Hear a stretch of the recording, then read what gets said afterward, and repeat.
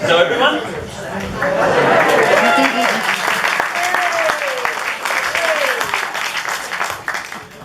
My name's Walter Francisco and I'm the cinema director and programmer of Chichester Cinema at New Park. And I guess I'll do something for the festival as well. We don't really find a title for that. Anyway, thank you all so much for coming to launch the 29th Chichester International Film Festival.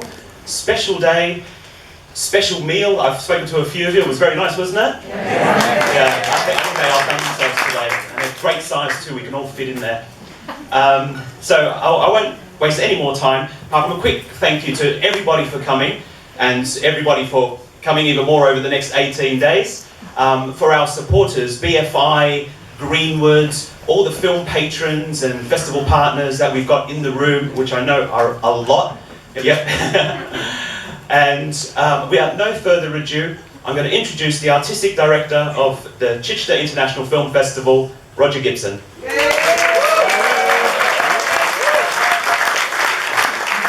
give the full title, the birthday boy Roger Gibson. Well, good evening, and it's fantastic. I'm not sure, this is I think the first time we've had, since about a year, we've had a full audience in this place. So I think we thank you for coming. I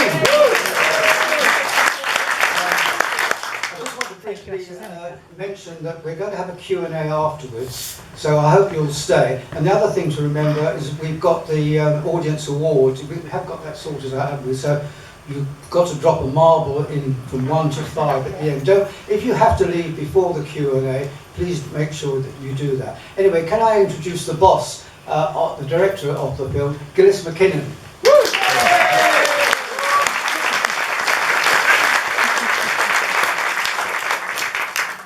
Good evening, and thank you very much for asking us to open the festival. That's an honour.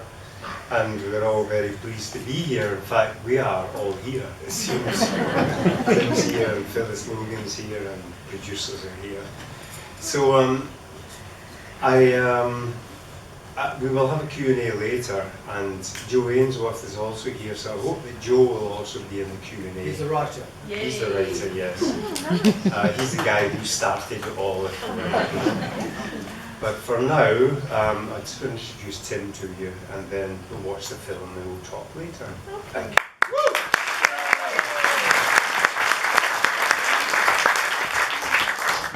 Thank you very much, ladies and gentlemen. It's really lovely to be here. I've tried to get here before. Roger's the festival's shown some other stuff that I've been in here. But I just wanted to say it's a delight, and it's even more of a delight because, you know, evidently, we're still in a pandemic, and there's still lots of people being, brave and scared by various news, this, that, and the other. But it's so lovely to see a cinema, group people all sitting together, out and about, ready to watch a film together. And we mustn't forget that that's quite a rare thing. It's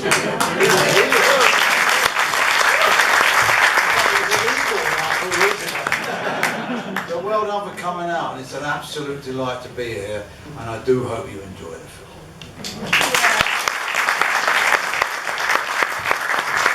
Just a final word. Does everyone remember what the last film, the closing gala, was in our last festival? No. Mrs. Lowry and Son. Timothy Spall was trying to monopolise our festival. I'm trying to get him down. Yeah. Enjoy the film. Yeah.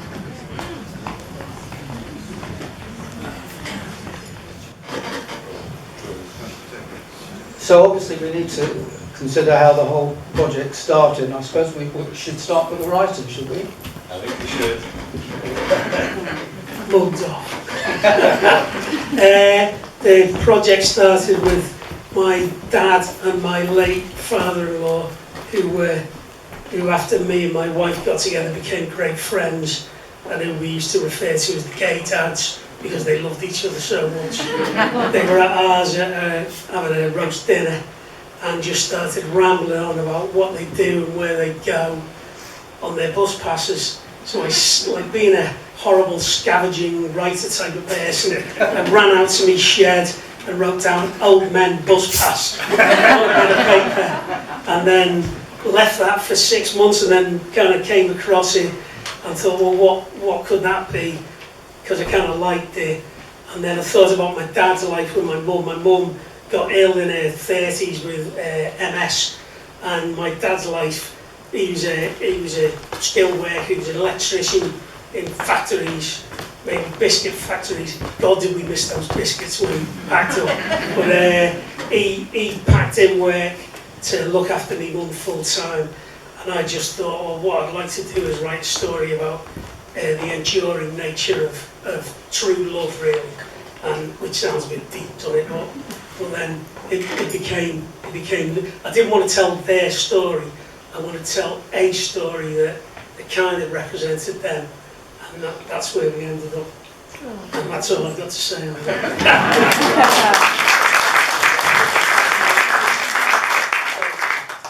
How did you become involved with this? Well, typically, you know, somebody sent me a script, and I went down to Liverpool, and we had a wee talk. Joe and I had a wee talk, and about maybe 6 pints of beer, perhaps. And you know, well, I just really liked the story. I mean, that's the beginning. You know, you like the story. There's something about it. You may not know what it is at that time. Exactly, and I think I know more now about what it was that I liked about the story than I did initially. But yeah, I absolutely wanted to go with it. And so how did Timothy get involved, and how did you involve Timothy? Well, I bumped into Gillies at the Turin Film Festival. How long ago was that? Years ago. It feels about 5 years ago. It was, I mean, it was about 3 or 4 years ago. Yeah, it's about. Was it? Yeah. Because this has been waiting to. We wait. I think it's a bit longer. Anyway, we Is might it not. really? I think it is. Oh. But anyway, that's academic. But no, and Gillies, whose work I was familiar with, I don't think we'd ever actually met. Maybe he just nodded to him. No. He said, "I've got this script, which I'd like you to read." He said, "Don't be put off by the age of the character, but just bear that in mind. That you know, somehow that I just want you to read it." And I read it, and I was completely and utterly taken with the story. I was just so wrapped up and touched by it that I thought, okay, it's, you know, this guy's got 25 years on me, but there we are. You know, it's just, you think of it. I didn't think. There's a nobility in it, and there's a kind of a wonderful bravery and you know, considering this man is, you know, moribund, and so many things have happened in his life. His state of death, in a sense, this impending death, gives him a kind of strength, which I thought was so fantastic. It gives him a nobility and a strength that carries him through this surprising odyssey, which I think he feels initially is going to be a trip down memory lane, as well as a homage and a return back. But I think it was also an odyssey through a modern day Britain, which has kind of skipped him by, where he locked himself away, really. And it's anyway, that wasn't the question, but I'm going on with that like a politician. I asked the question. I'll pass that. But that's how I got involved. If I could just say, when I was in Turin, I heard that Tim was in this room. You were in that party room, you know. And I kind of walked into the room because my wife had said, "Why not Timothy Spall?" And I had said, "Well, he's too young," because he really is too young, you know. Because I had no idea what you could do. Not young, not too young. Anyway, I walked into this room, and for some peculiar reason, almost magnetically, as I recall it, walked up to Tim, who turned around and looked at me and said, "Hello." And I said, "Would you like to be in our film?" I mean, that's how I remember it anyway. And so there was something about this. I mean, you know, I've worked with many, many actors in many, many situations. The casting thing is very peculiar. But I'm so glad that this worked out the way it did with Tim, because from the moment I saw him in, forget the name of the film, the Italian film, where you were sitting in a chair and you were kind of lean and mean and oh my God. Oh, anyway, I saw you in that film. You made so many films you can't. When I saw you in that film, I thought, you know what? I think this is the right guy. And then we had this fantastic makeup person called Christine Kant, who just simply went with whatever she could find, and there was no kind of prosthetics involved, no 3 hours in the chair. And on top of that was Tim arriving in Glasgow, and I said to him, well, we have a little problem, Tim, which is, how are you going to be 86, you know? 89. 89, oh thank you. And then he did, he sort of like just did a few things, you know. He said, well, I'm going to do this, and I'm going to do that, and I'm going to... And then he started walking about the floor of the space. And I thought, oh my God, yeah.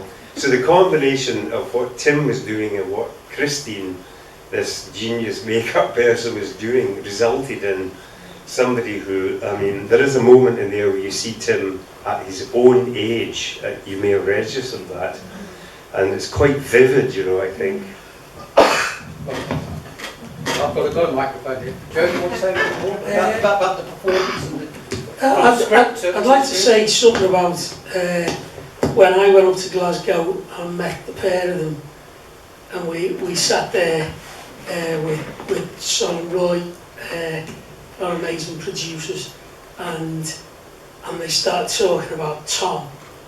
And I'd been working on this character for years, but it frightened the life out of me because they just knew more than I did about him, and it was petrifying. And I was thinking, I better just kind of shrink into the background and let these fellas do what they want with this now, because they'd taken it on to some other level beyond where I'd thought about him, and it was actually quite mind blowing, really, because you know you sit there, you can't own it, and then part of their whole process of writing is letting go of owning it, and then to hear two people talking about this bloke in a way that I hadn't even, things that I hadn't imagined, angles and this and that, was just, it was fantastic, really. It was liberating. Because I thought, okay, I am now your servant.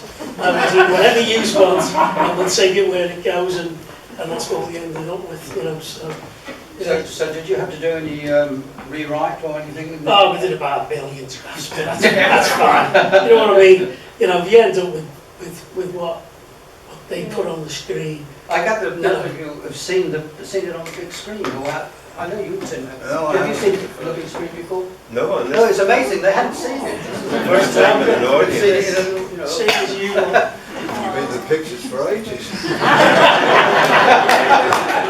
Look, you've got a big telly at home. Not as big as Get me an IKEA though. Well, I mean, the thing is actually that, you know, it's been like a couple of years since we made the film. Then COVID hit and everything went into the refrigerator, frankly. It was very strange, you know.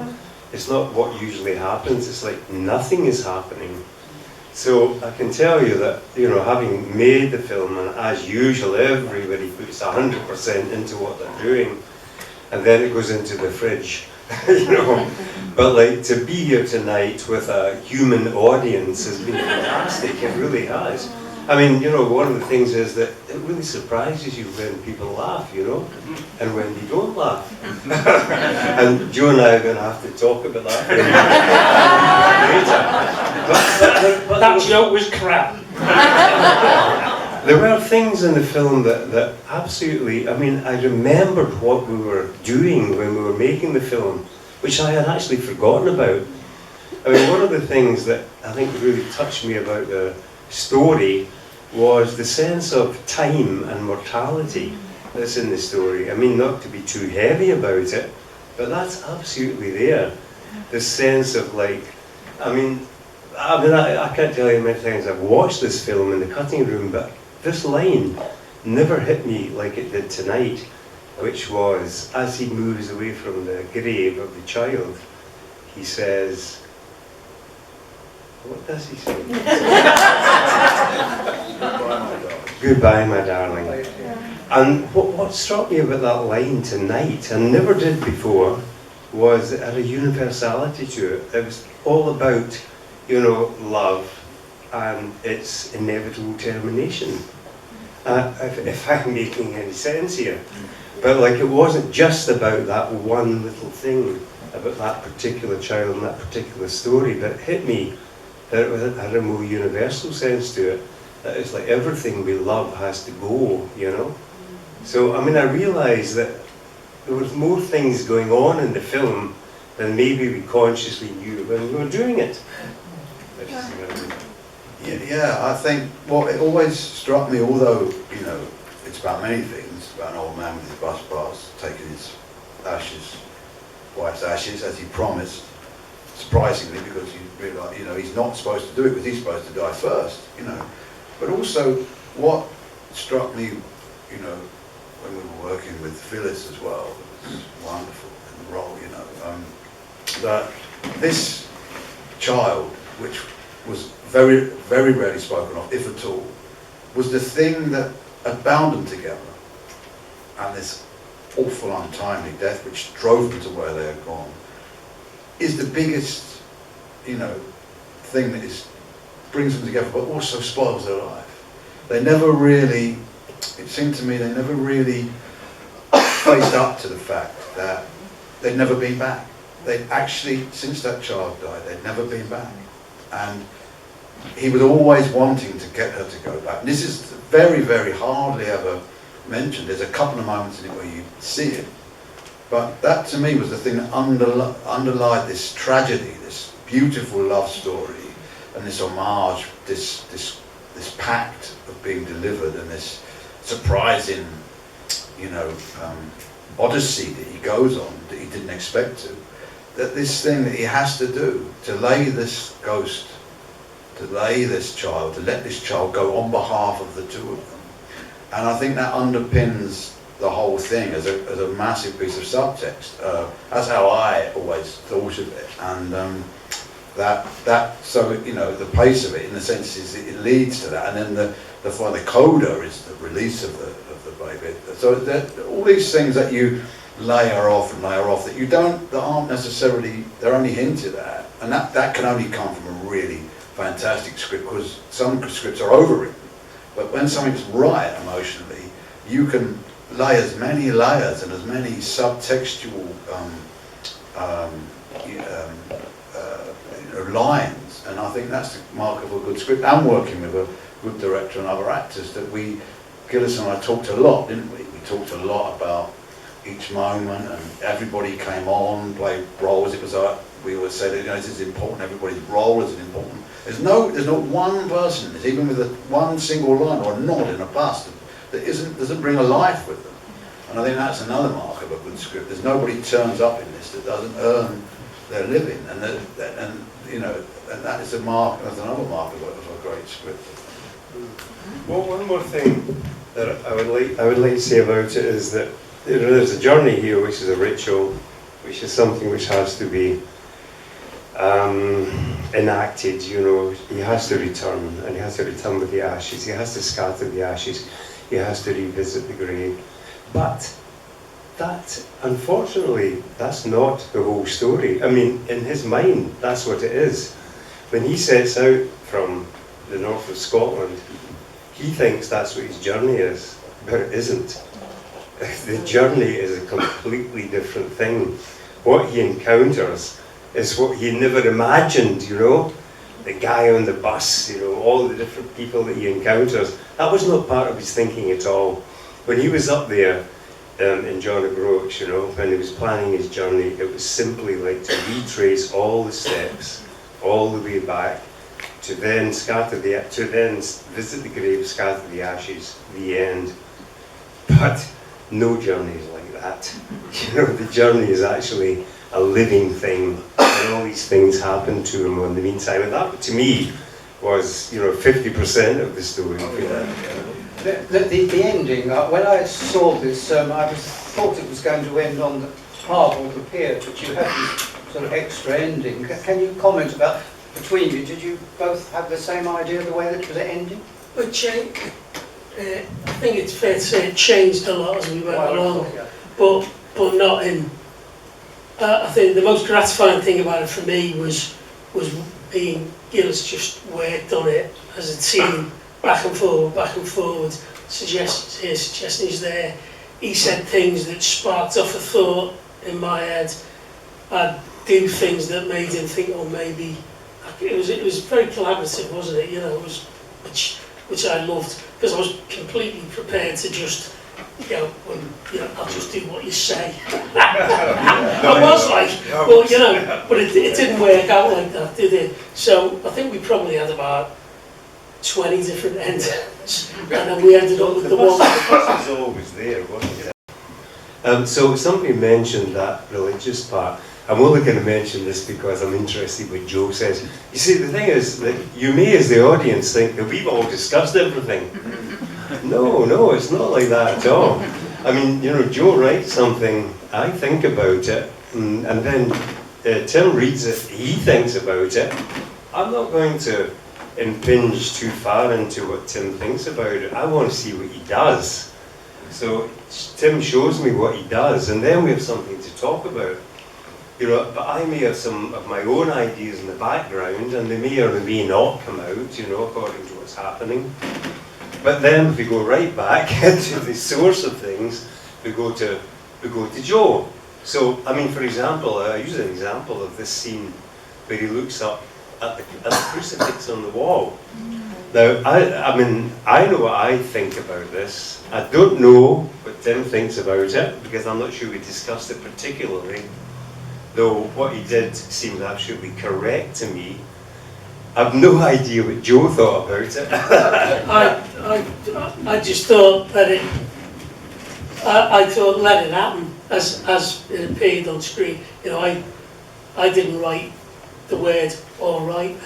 You put that in, and I just thought it worked. I loved it. You know what I mean?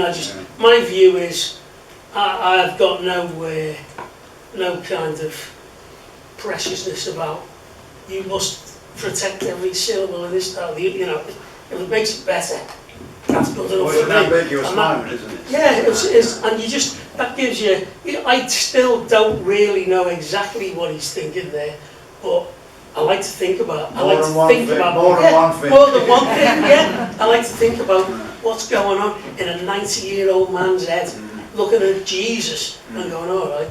Well, you see, with all the things that's happened to this man, I mean, the way I was thinking about it, if it's possible to articulate this, is it's like, he can't really understand why anything happened.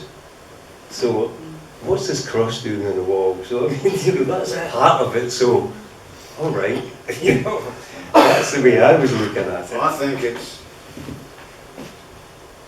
so does his suffering. All right.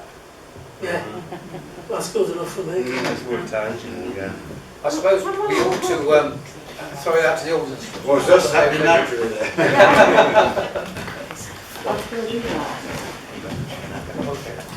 Sorry, yeah.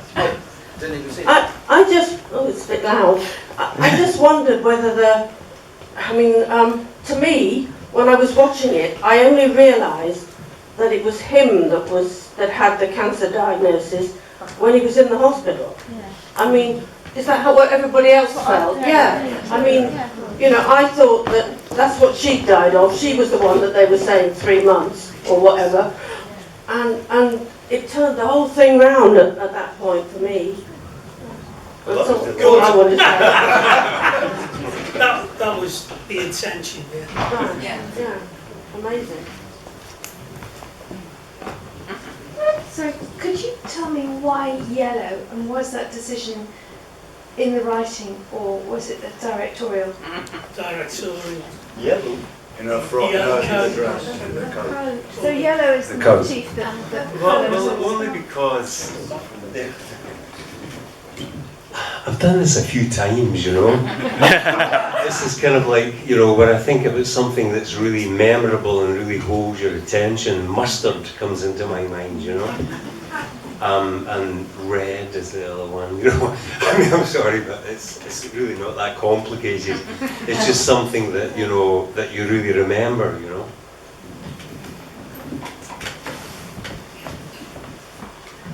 So, I don't really know where to start.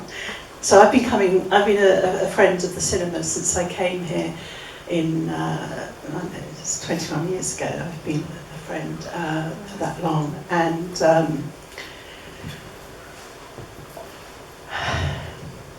yeah, it's difficult to come to this tonight because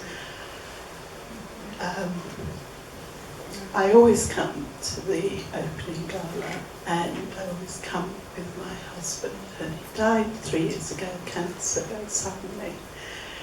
And I kind of wondered, listening to you talking about the role of Timothy and the writer, how you think you expect your audience to respond, because you talked about it as a writing process and as an artistic one, and metaphorically. But I kind of thought, did you wonder how it would be received? Because when my husband died, I didn't think of a journey, although I did think I'd go to Zambia on a tour across the desert and see some old shipwrecks. But I just wonder, it's also kind of commenting on Timothy's comment about what happens when you die, you know, where you go, what goes, and does the whole of you go, which I've been wrestling with for quite a few years. And I just wonder if you've got a comment on that. Sorry, I should shut. Well, firstly, very sorry for your loss, and thank you for being so brave and kind to share that. And I hope this doesn't upset you too much. And I think, you know, your duty, you know, entertainment, cinema can be entertaining, be funny, but it also is about, I think, trying to excavate, map of the human heart, and show a massive amount of sympathy and understanding, and trying to reach into stories that are universal, that touch people, and hopefully in a way that is positive. And you know, you never hope to step on anybody's sorrow. You only hope to, in some way, if you're lucky, shine a torch on it and show that you have an understanding for it, and you know, you hope that, you know, in that understanding there might be, you know, you don't want to over kind of nobilize it, but that there is an understanding in it. You know, as far as you know, the question of where we go, you know, and all that, this is all something that it's very, very difficult to know, isn't it? The unknown, and it's something that I also talk about, think about all the time. And I think, you know, obviously you, with your tragic loss, will think about it all the time. But there is no answer, I presume, unless you. It's all a leap of faith, isn't it? Whatever you choose, whatever you find. You know, storytelling, I think, at its simplest and its purest, is an attempt to try and join in with the universal understanding of that, we are all destined to die at one point. And that storytelling is a way of, you know, hopefully showing that we all share that understanding. Story, you know, there's so much, people talk about death and it's advertised and it's on the news and it gets removed, but until you suffer it yourself, you don't ever understand it. And, I should stop now, but I just wanted to just speak generally about that, and hope that the storytelling in some way, you know, shows that people are trying to understand. Anyone can. Just one other thing about the character. Just listening to Tim here, just to point out that this is not a character like me, you know, who went to art school in the 1960s and did all these different. This character didn't do a lot of things. You know, he was a mechanic and he went from one end of Britain to the other end of Britain, and he stayed there and he was a mechanic. So it's not like his life in itself was that rich, you know, in terms of exoticism or anything. But he ends up with a very strong value system. I mean, that's one of the things about the man. When he's in a situation, he knows what he knows what he thinks is right and wrong. you know, or he sees into people's hearts somehow. Like the young boy, you know, who's going to be a soldier because his girlfriend might have kissed somebody, you know. He kind of sees it all, and that's not really unreal to me. That seems very real. Can I just say, the lovely lady who talked of death, but for me it was as much about life. I didn't see this in any sense a negative point of the film to be about death, because I felt that there was such an emphasis in that last little fraction of his life. He seemed to open out to the contacts and the communication that he made, which for me was a wonderful opening out of his life. However brief that little bit was, it was incredibly important. And there was a great emphasis also on his connection with youth, with children, and so he was connecting with the coming life to come. So to me, whether you believe in afterlife or not doesn't really matter, because he was connecting with the life to come, wasn't he? So I found that for me is a very encouraging and optimistic film, and I hope that is a message that people are taking. It's not a negative point being made at all. It's a very beautiful, optimistic point about life and living and love throughout.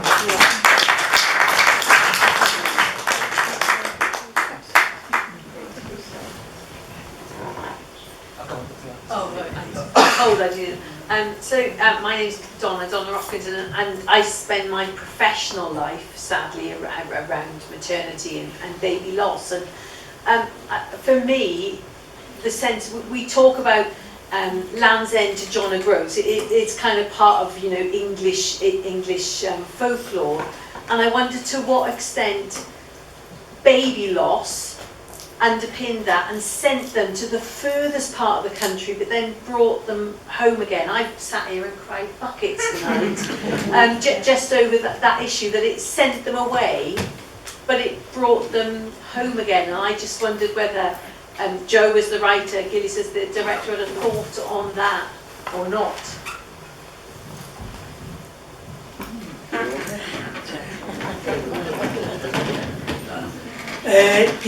That's the total point of it. The whole idea was, it is underpinned by my experience of watching my dad care for my mum. You can't get away from that. Totally different story. But to address what you were saying earlier, my mum was diagnosed with MS when I was 16, 17, which is maybe not a bad cook, because my dad was a terrible cook. My mum was a terrible cook before she got ill, so I had to start cooking for everyone. So I watched, she went from her late 30s to I will get back to this in a second. She went from her late 30s to her mid 70s before it eventually did her in. To watch what my dad did for her, to me, was just so profound. Just a normal working class fella, just like looking after someone in every, and to be honest with you, sometimes he was a pain in the arse, because basically he'd refuse all kinds of offers of care, because he was the only one who knew how to do it, and all this business. But to watch that was to see love at its purest. And so when I kind of wanted to tell a story, to go back to that propulsion away from a place, I just thought, what could be the hardest thing for a young couple in love to cope with? And I just thought of that loss, and just thought, what if that became a thing that they, as Tim talked about before, that they couldn't get over, but they weren't prepared to allow to destroy them, which is a hell of a collision of things. So you've got to kind of rebuild a life while knowing. One of my favourite scenes in the film is just a little thing where the kids, the carol singers, because that's every year, that's the last 50 years, every year, same scene, same thing, but maybe just slightly less painful every year, but never not absolute pain, and but to stick together. So many people do just, they can't cope. You know, when people undergo tragedy of any description, it often causes a divorce, you know, and what have you, because people just can't live with getting up each morning and looking at each other's faces, basically. So to actually cope with that, I thought that was the absolute engine of the film for me, of the story. Just love. This is, I love you. I refuse to let this destroy that. That was it. It's not very complicated. No twists. Sorry. Well, I mean, just to add a simple kind of thing would be, it's a kind of psychological thing of you run away from something, you know, and you spend your whole life away from that, and then at some moment before your life ends, you have to return. You have to return to what it was you ran away from, you know, because otherwise you will just have run away from it. So I think there's something psychologically strong in that idea. Can I just say, by the way, that the pleasure, I'm just trying to change the tone here, the pleasure of making films as actors, I mean, honestly, I'm thinking of the scene with the young girl who is crying because she's leaving her girlfriend, and she comes onto the bus and she cries on Tim's shoulder. I was absolutely astounded. I mean, if we did 4 takes, she came on, she did all this stuff, cut, and then she was like, chirpy. She was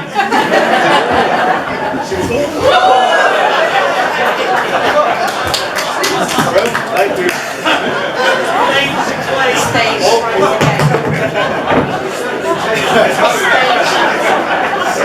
Encore.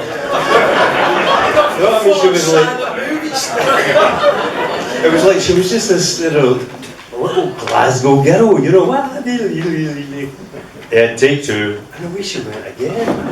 I mean, honestly, it's like, I personally am a terrible actor. That's why I'm a director. I'm going to confess that.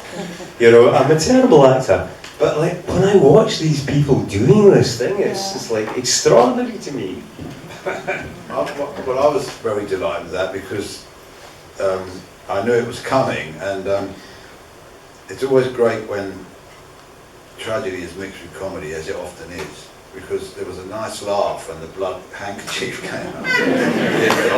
He sees there's I think that's called bathos, you know, actually. I can't, I want to be sentimental, but I've got a blood-stained snotty handkerchief. So I better resort to a bit of human contact. Can I just say, I didn't write that. Well, you've got to put in a bit of bit, haven't you?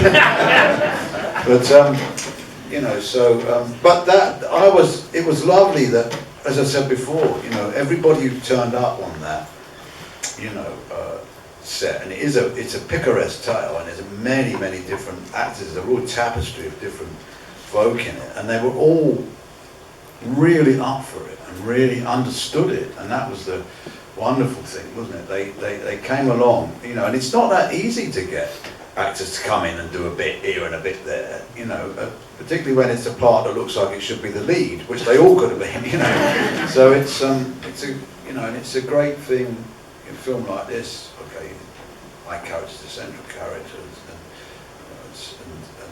Felicity's as well. But you know, it's great that you realise that a story is a real big tapestry, and every weave in it is, every stitch in it is important as the greater whole.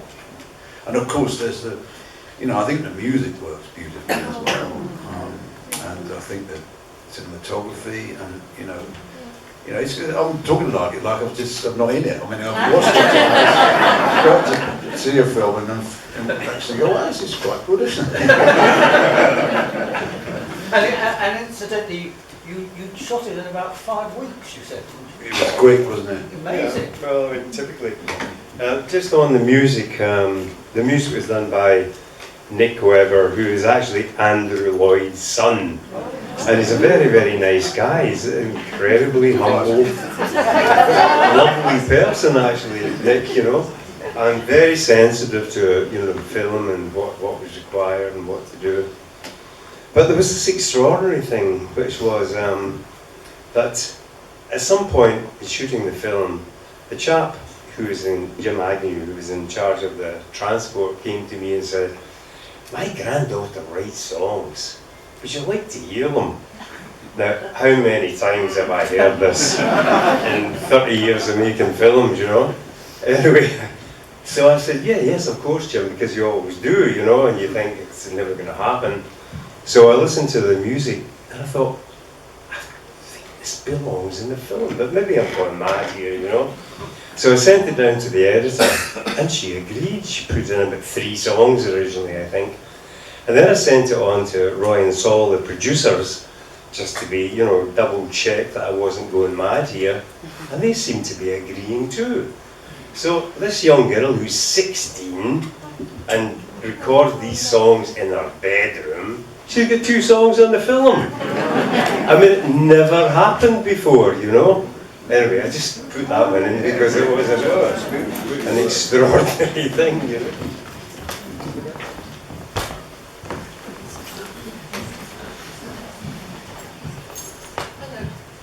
Element of the film that I wanted to mention was the suitcase, which I thought was a very important aspect of the film, because Timothy's character carried the suitcase right through the film, and the expectation was huge as to what would be in the suitcase at the end. Was that important to you when building the story? Might I ask, who thought that the ashes were in the suitcase? Aha, a lot of people. But how quickly and from what point? Oh, I can't ask you that question. There's a different answer. Not the photograph. When the suitcase was taken, when the girl, you know, at the bus stop, I knew then that's what was in them. Same here, but the photograph was a nice surprise. Yeah, absolutely. That was wonderful. Yeah, a little bit more. I kind of guessed that people would guess that in advance, but I didn't really feel it was crucial, you know. Did you feel it was crucial? Did you feel let down by knowing? No. Thank goodness. Then there was that wonderful touch of the remnants of the stuffed animal, the toy. Oh yes, it obviously laid on the grave for all those years, with the photograph, with the grave, with Tim's character. It was astonishing to me. Well, you have no idea of the anguish in the cutting room as to whether that was recognisable as a rabbit. The actual rabbit is in my office. There's the wallet. Tom's wallet. And I've got the bus pass in there as well. Thanks to Roy and Saul. Anybody else? My favourite bit was one of the much less sentimental bits, actually. I loved it, the welcome party, that you weren't at all happy or touched to see any of them. They were just in the way. I thought that was brilliant. I wondered if you thought about making him, you know, look at all pleased to see them. Well, I think he was pleased, and I think he was grateful. But I think he's kind of surprised, and it's that point where all of his ailments start to kick in. You know, he is at one point, you know, enjoying the singing, and just when you think actually maybe he can, dramatically you're reminded that the guy's riddled with cancer and he's got to get away from there. And he says to her, if I don't go now, I've got to go. You know, so I think I know what you're saying, and I think, you know, the interesting thing about him is he's quite, I've discussed it with Gillies, you know, we don't want him to be, he's inherently fragile and sensitive. There's also a toughness in him, you know, there's a kind of slightly cantankerous quality in him. You know, when they come to help him, he says, "Oh, well, leave me alone," like old people often can, you know, when they're hurt. They don't want help, they want to keep their independence. I think, you know, there's an inherent, you know, sentimental, journey in this, but I think it is important that there's a cantankerousness and a kind of, all right, I'm supposed to enjoy this, I am, but actually I've got a lot of things to do. I've got rather a lot to do, and I think it's a lovely sequence, and the fact that, he comes and the people who show him this kind of attack him with love are this group of immigrants, people who are, he's surrounded by this generosity, and I think that the film to me, which I remember when I read it as well, I thought, my goodness, this is an odyssey, but it's also kind of a snapshot, for good and bad, of a modern Britain that's changed. That he hasn't really noticed. Obviously he watched the news, he's not an idiot, but I think to get out there and go down there and touch it and feel it, and actually, you think at one point, thinking, well, am I being kidnapped? What's going on here? He's old enough to, have lived through the Cold War, So, and he is, he's ill, very ill, and he's very old, and he's got a job to do. So that's why he can't, start seeing, but he can't get too, he's got time to get involved. Can I just say, I mean, in connection with the various bus drivers and conductors, they all reacted quite differently to you. That's obviously deliberate in terms of the sort of the look of the way that those characters worked and the way that they reacted to their passengers. Yeah. The other thing I just wanted to ask is it wasn't shot chronologically, but was there any sense of developing from the beginning to the end when you were directing it? I personally dread the day when I have to do things, scene 1, 2, 3, 4, 5, 6, 7. I mean, I know some directors say, oh, I would love to do that, everything would be in continuity, and I think I might go to sleep, frankly. I remember reading, I think it was it Pasolini who was asked that question, and the Americans were always saying, oh God, yeah, I wish I could do that, we can never do that. And he says something like, I love this thing where you shoot scene 37 and then you shoot scene 12, and you have to figure out how you can shoot scene 12 when you've already done 37. It really upsets your logic, And I feel that way. I want to shoot things out of order. I feel as if there's something stimulating about that. The idea that we shoot scene 1 and then 2 and then 3 and then 4 and then 5 is like, to me, is really a boring idea. Because we would probably do the obvious things, unless, I don't know how we would waken up from that spell. But I love shooting things out of order, I got used to it over the years, and I think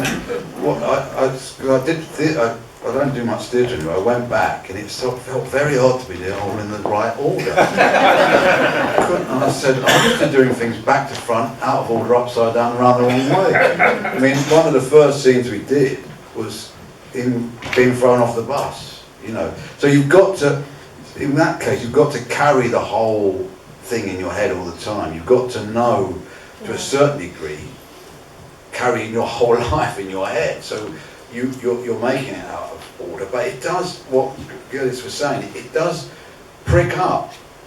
It makes you keep yourself on your toes, but it also creates eccentricities that you might not do, that are in life, that you have to justify in other scenes. It then become a thing. Things come up that you wouldn't have the bravery to do, because sequentially, things make more sense when you shoot them in storylines. But in life, things happen all the time. You see things in supermarkets that you put it on the telly, you say it's over the top. And often shooting things out of sequence, because life is in sequence to a certain degree, only in retrospect. Isn't it?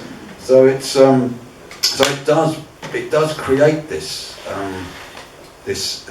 atmosphere in this battleground of creativity.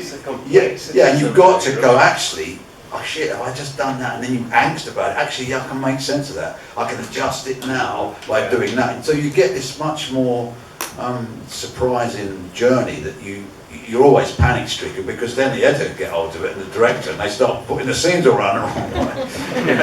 Listen, I mean, you know, it has to be said, the whole thing is a totally, I quote a producer who recently died, who I worked with many times, organic process. Yeah. From beginning to end, you know, that's why it's great that Joe's saying, you know, that to some extent he wrote the script and then he could see that it was, you could recognise that it was travelling off on its own. Yeah. Because at every stage it's like that until the very end. You know, it's a totally organic growing process and changing process all the time. And that's what I love about it personally, you know. Yeah, and however much you plan, and there's a lot of planning goes into it. Things happen between that chemistry between people, because it happens there and then. You're making it there and then. Look, I have to say that, you know, the planning part is the other side of the organic part. If you don't have the planning part, that other part won't happen. You know, it's like the pre-production of a film is where the foundations are laid. You know, everything that you can foresee that could be a problem should be foreseen before you start shooting, because if you don't foresee it, it will come up when you're shooting. And then all of a sudden, you're walking in a minefield. So I see the pre-production as being like the clearing of the minefield. If you can clear the minefield, you're free for the organic process to happen, if you like, you know, for the unknown things to come up, because you're not plagued by problems you should have sorted out in pre-production. Anyway, that's a filmmaking kind of point of view. Now, how long was the pre-production? Well, I don't remember this one, 6 weeks, maybe 7 weeks, I don't know. Roy, Saul, can you tell me? Yeah, that's 7 weeks, yeah. Yeah, 6, 7 weeks, it'd be something like that. It's never long enough. Coming back to the scene, lovely scene with Tim consoling the jilted lover on the bus. We're all sort of programmed by modern experiences. What I thought the reaction was going to be was a hostile reaction, absolutely offended that this old man that she'd never met has the temerity to put his hand on her. And I'm glad it played the way it does, but so I was expecting something quite different, given the modern world that we have. Yeah, no, that's an interesting point. Yeah, it's because there is this thing, you know, as you say, about touching, and I mean, I think in this moment there is this meeting of souls. You know, I think to go back to my thing about this magnet he has, this sense of being something and carrying something with him that people respond to, either in a negative way, they abuse it because they think it's elderly and vulnerable, or they're drawn to it to see that there's a strength. And I think that girl just needs that love, that moment, that unequivocal, unabashed, unconnected, pure love that he just gives her for a second. It reminds me of a story that somebody was telling me about a guy that was ranting and ranting and ranting on a tube train recently. They saw it, shouting and screaming and angry, just not making no sense. And he was sitting next to an elderly woman who just reached out her hand and grabbed his wrist like that and held it. And he was silent. He just started to weep like a baby. Just a bit of human love and contact. Maybe we should have one last question, because I think... Hello, I hope I speak on behalf of a few of us here. I'd like to thank Joe, Gillies and Timothy for telling a story that gave permission for those who tend not to cry and to let it all out. It was a marvellous film. Thank you. Thank you.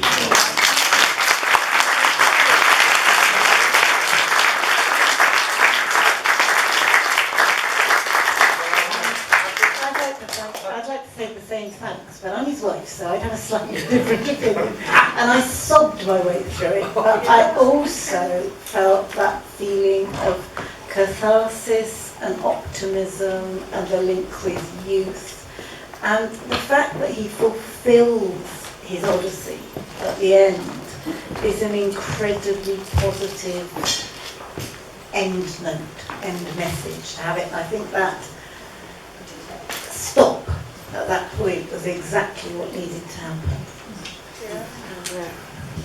Thank you. Well, thank you.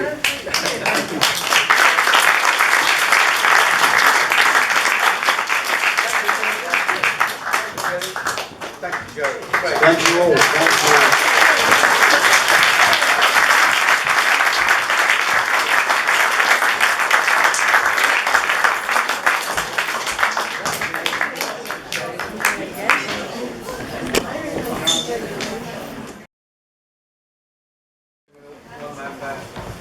It's your birthday, Roger. We're going to have a I just said before, I saw this film about a month ago. I knew it was my birthday today. When I saw the film, I left my walking stick behind, and I hoped I didn't quite look as old as you were taking. I'll take that as a compliment.